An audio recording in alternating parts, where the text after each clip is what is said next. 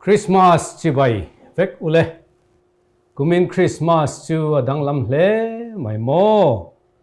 khovel pum puya ripui lengin minti boy mo wangin kumdanga kan lom thin anga lom remlo huna hian Krismas lim takin o tia indu sakna in hlante hi ahar angreng khop maya in khom zai khom ruai the pun khom chung kwa hung dewa colony kan ti anga te po ti ho hum lo tur ti thlenga soi ania awangin kumin Christmas kan man dan chu adang lam don hle mai ama ero chu he hun hetianga kan beise lo ang taka Christmas man lo tul tamaya hian kan ril ru lama hian kan ngai tua na Bethlehem lama kan Lalpa'n su Krista Pianna lama hian nasazokin kan mang thei don ani lom ni ti ngai tua chuan alom omzok na lai te po om khop mai pon lam thileng enge motia kan buai luai thin angkha ni lovin kumin Christmas chu are deu duk maya hei takhi kan thin lung Lalpa'n su Krista lama nasazo ka kan man kan hoi tir na hun ni ve se ti hi kan ngai tua na lo om se a thakopin karinga chutianga kan ti chuan Christmas lok ber Christmas lim om ber Christmas lo tling ber kan man tum te po ani tlat the ani ti hi I be se yangu he Christmas zinga thupui karon soidu chu Pianna tlawm si ropui si tina ti hi ni sela pathian thu chang kanin ngana tan chuan kan hriat lar em zohana bung khat chang khat atanga chang thum le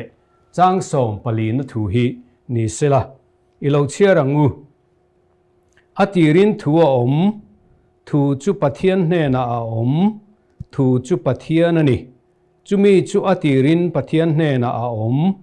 engkim ama anza in ama siam ani thil siam zong hi ama siam lo engma om lo changsom palina tin thu chu ti sa alo changa kan zinga alo om ta pa famal nei ropui angin ropui zia kan mu khongai le thu takin akhat athu chang kan che Lalpa'n kan zatan malmin som sakro se point masaberatana kan soidu chu kan pian chung changa hian tu ma in thu kan nei lo ti hini mi hring lo piang to reng hian kan pian hian pian na po kan thok chia lo kan nu ten min hringa kan piang top mai ni ka piang kan han ti te ka pian ni te kan han ti hian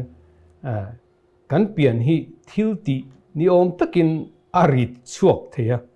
ma se om zia ta ka chon kanuin min hrin ni kanuin min hrin lai ti na kha ani maya kan nu te ko chunga kan om line khonge ka han piang to te ang kan ti thei lo re hrin a huna min hring top mai ni tu nu le pa kara nge kalau piananga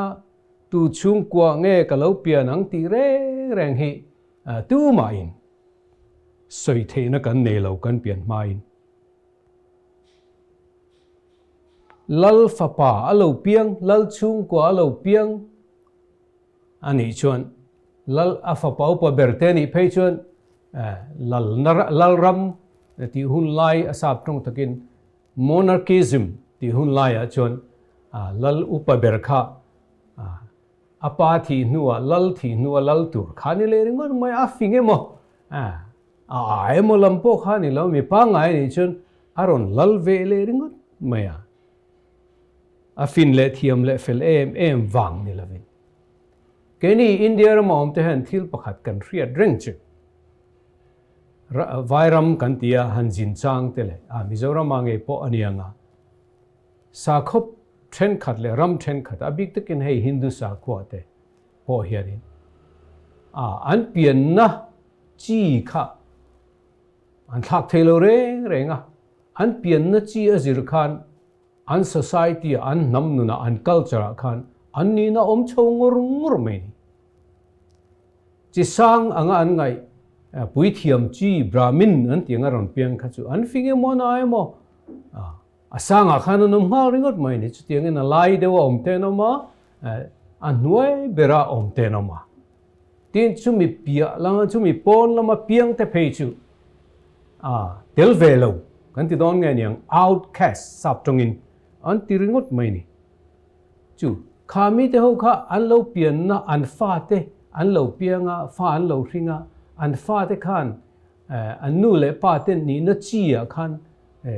an ron ni ve ringot mai in kalpo chidang te na in nei po tak po hi an ching vak lo chu an ti da na nia an da na nia an ni na pangai kha an ni ngor mai ni le tun line democracy te kan tia mi pui ro rel na chung chuan July thil chu aron thiat dewa dan po in akhap ani engemaw chen kha chu ma se an ril ruwa an la ala oma an la practice lat mai ni chu tiang anga piang te chu piang van duai te po kan ti theang I chi po chiar tlak lo anga ngaya piang te chu tin chi sang de lo piang te chu piang van nei po tin an vo the ome thil pakhat ka ngai tu na lo lut chu he Christmas a hian chanchin bua te kan hu fo maya kan chiar fo maya kha to kin ti taila fo han ti khan kar ti na moni ti na molam ni lovin a kha to khen chanchin bua hen chiar lo lang om zau thina chu nau te char ti hini nau te char ti anu na pianga charpa ngai nan char ti na lovin khoya mommi ten an pai nau te char athi na mo adami na mo alo omle zau thi tin nau ti tlak ti te po hi om thi nau ti tlak sap tungin abortion an ti te po hi om thi hei hi ka ngai to changa piang in karelu akal dan chu anat dan chu nau te tuin nge pai ti po hremi alo tuin nge hring don ti po hremi alo alo pian dan tur po soi thei mi alo kha alo pianga du lo an ringot mai arab thakin thin lung atina ani hey statistics ain share figure number te kan khachiang velova amar chu ti le heng engemaw han soini kho hian Christmas zo thani thum chowa te hi chuan nau ti tlak te poi tam big ni oma soi te om ve tlat mai ni chu mi chuan mi ngai tua tir chu nau te apai tu nge poina adu lo an lo om thin ni khongai thla khop mai chu chuan nau te der thon zia chan pui tu angai zia en kol tu angai zia asap tongin a helpless zia atilangani heng hi ramchang kangzo ka te phe chun atam le ni oma soina te om nge ni chu han kan ngai to nam ha sabera tan chuan kan du photta panina chuan point ni na chuan I soero chu tiang ani velo ti hi kan soi du ni ma chu tiang ani velo han ti lai tak chu apian na tu hello ani lo ti lai khani mani lo ka thi ta thu hil tu ropui de mai India rammi India apiang maro chu Canada te pe ma US te omta thu hil tu ropui de mai apologist anti Rev Dr Lalchungnunga zia ka chuan a lekhabu Jesus among other gods ti chu mi zo tongin pathian dang te zinga isua ti ani ome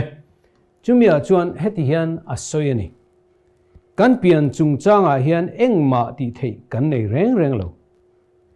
ma se isua chuan a thei mi te ngaya om lo tak muna pian athlang ati mi te ngaya om lo tak muna pian athlang zo hana bua te kan en chuan kan chiar so zelanga zo hana chuan chang song pali bung kha chang song pali khan thu chu ti sa lo changa tia kan zinga alo om ta ati abung bulam han chang kha chang ni chang thuma khan thu ati kha hetia kan thu soi tuna po in lo ngai thak hetia boruak leng mai thu hi soi reng reng lo heta zohanan thu ati hi thu nung ani tlut mai anun zia chu asoi da na tang hian kan khrethia thileng kim hi chu thu chuan asiamani atiani eng kim hi an zain ama siamani eng ma hi asiam lo reng a om lo ati top mai ni chu mi om zia chu lal isua hi alo pian ma hian mi hring alo pian ma hian pathian nung ani khovel siam tu ani ti zohana hian min khil chiang em mai ni heta thu ati po hi horopuya ti in in tan ani hi kan bible nge ya po tin sap tonga po truth word ani zoke word ati hi w pui na in tan ani chu greek tong chon logos antia chumi chu thu nung ania minung ania ma se ti sa in alo la om lo chu wang ti sa alo chang ta ania chu kan lalpa iswa hini ti sa alo pian ma khan minung chatuana ta na nung mai ni lovin khovel zong siam tu alo ni to ni chu chon min ngai to tir chu mi hringa alo chandan tur po a helok vek a pian dan tur po a helok vek chu wangin adu than na in helai takhi aro puina chu ani adu than na ngein Bethlehem ran in tlawm alo piang ta ni tuna hian ke ni zinga tam tak hian kan pian na tur thlang thei lo ni ta ila khatiang kha kan thlang lo mai thei tuna ke mani pian na ngei kan nu le pa te tuna kan chung kwa pian chungchang a po hen piang thale thei ni lang chon kan thlang to lo mai thei tam tak hi chuan nu le pa te ngai niam na la me mo chung ko ngai niam na lam ni lovin kan du thlang thei nga te la kan thlang kher lo mai thei ma se iso chuan a pian na tu atira om pathian thu kha ani tlata chu wangin a pian na tur po kha aron thanani ti kan khethe ni chu pro kungan moi takin ngai te van lalfa chu Bethlehem bong in tlawm hring mi hrai choin alo pianga alal ro puina van thut thleng chu ron pelin min tlan turin bong in tlawm alo pianga alo ti ta ni hei hian a en tir chian em chu mitlawm berte poin kan rual pui thei pian le mun na hian ro puina em engma a hril berlo ti te chile hausa le re thei in thianang chi te hi thil poimo anilo mani nambil choi san te thil poimo berani lo midang ngai niam lutuk te om zia nei tak lo ti po min ngai to tirani isua hian ran chopek na thleng kha ron thlang lo se keini mizote tan phei hi chuan pathian ne na thlen le dan hi be sei tur awang khopang ke maniang bokin mi hringa alo chang ti mai po ni lovin mi hring tlawm bera alo chang ti hi Christmas hian min ngai tu tir te se ti hi tukina hian karon rot du ani point of na le pathum na tan chuan chu tianga piang tlawm ni si chu tianga tlawm piang ni si alo ro pui si zia hi han tarlan ka du le ni anau sen lai poin tharau mit meng te le pathian in lo hriat tir te chuan aro pui tur zia chu lo mulok ngai mai ma se a pian line mi tam ber ngai danin mi ropui ani lo chung ko ropui aron piang lo mun pang ngaya poron piang lo ran chopek na thleng a lo piang ani ma se lo mulok tu te chuan zol nei ten lo soi lo ka kan tan no pang lo piang a ro rel na choko kia a omanga aramin to pin tai nei lawang aram chu azau zelang chatun thlengin ti ten lo soi lo kani tin kho chak mi fing te chuan chin chian ar si mak tak an lo mu ani mi tlawm tak beram pu te pon a Pianna mun lama kaltura hril an yangin vantir ko hril an yangin an kala an mu ani mi pakhat Phillips Brooks anti mai chuan hetiang hian alo zia ka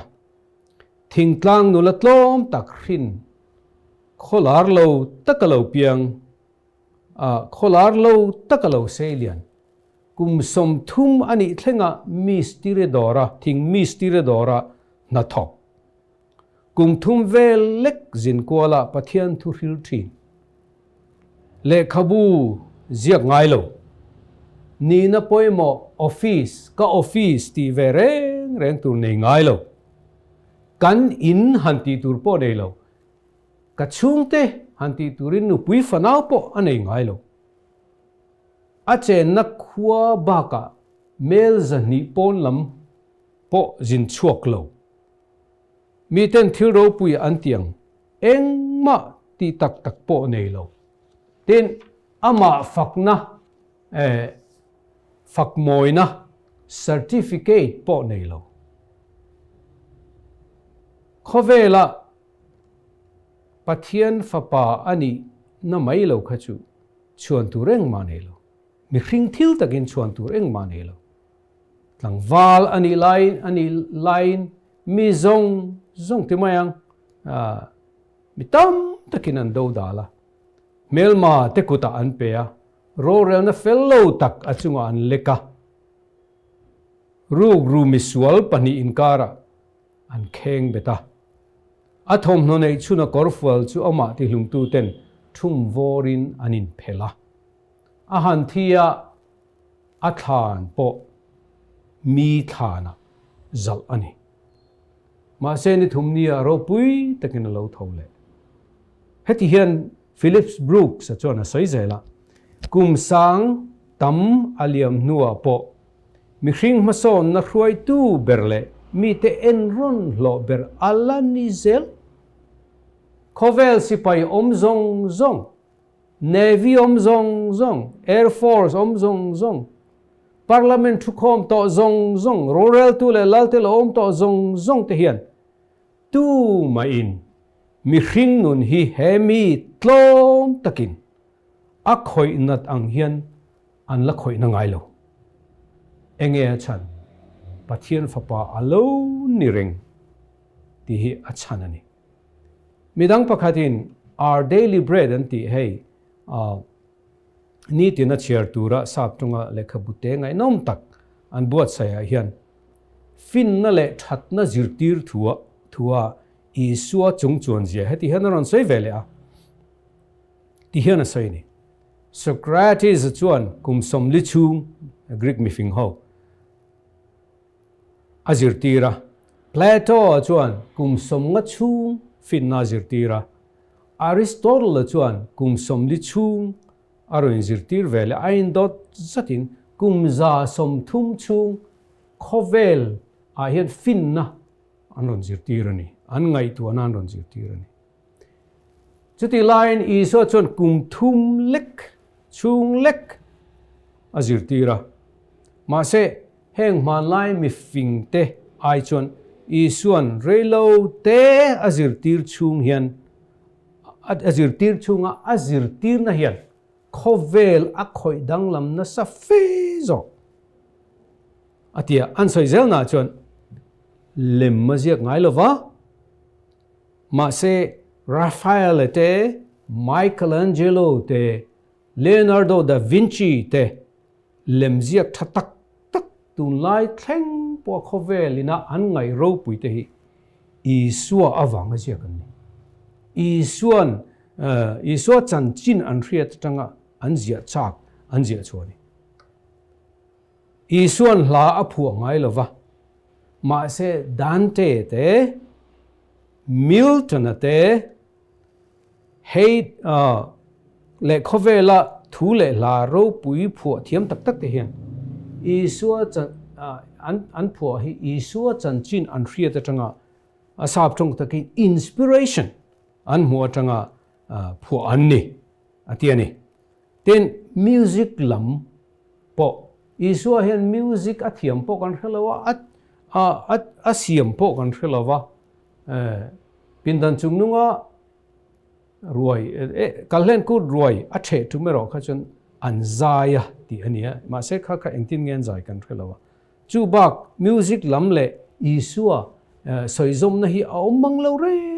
music athiam kan khelo atiani a soizel na chon ma se Haydn te Handel te Beethoven te Bach te Mendelssohn te music khovelin tun thlenga ropui anti keni mizo te poina kan thriat lar em hallelujah chorus kanti Handel's Messiah chu mai ne lon dang te po beram no ti te ropui na ti te ropui tak hengan pho te Isua chan chin an ngai ropui awanga pathian chan puina an talen Isua chan chin an ron pho cho ani Isua na tho te an ron fak na le Isua ropui ji an choi moina an ron pho ani chumine wang chon ring nun khoi lai me po hi he Nazareth langwal hian he Nazareth langwal zirtir na hian afang chuak vekani ti mai turani ma se chung zong a chuan a tho ropui ber chu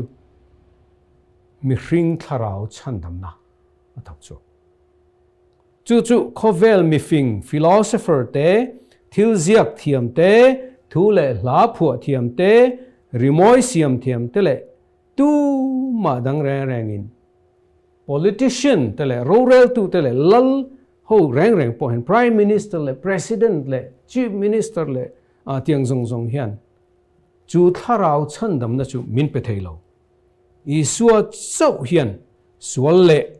setana phorna lakata min zalen tir theini ama chau hian mi hring thin lung ke chia athoi dam theya mi chak lo ati chak theya tharau thi te ati nung le theini chu ni amak em na le ropui em na chu voin Christmas a hian he pathian fapa ropui tak chatuana angel te zinga ropuya an fak thin le rorel thin hian Bethlehem ran thleng aron thlang tlat mai voin han amak zia hi ngai tu thar le ila piang tlawm si ropui si ani zia hi ngai tu thlengila chu wang tak chuan alo ropui ma wang hian do tu ponga reng ani ama du lo vek tu chuan voin thlengin an do dal ama zui tu ten do dala anti du da an tan tira ro takin an soisa anti lum hialani chu voin a hian kain som du na chu hey Isua kan Lalpa le kan pathian min chandam tu lo piang hi tlawm taka lo piang hi kan ngai ne vengotem tu lai chang thar zinga engzir tir na emo khoi tang in media tang tele khabu tang tele philosophy rang atang te zir tir na tang hian Christian sa khole Isu Krista ngai nep na hi lar na ang deuh ten an then khaten ngai lek em oti thein mi then khatanam mi tam tak ni lovin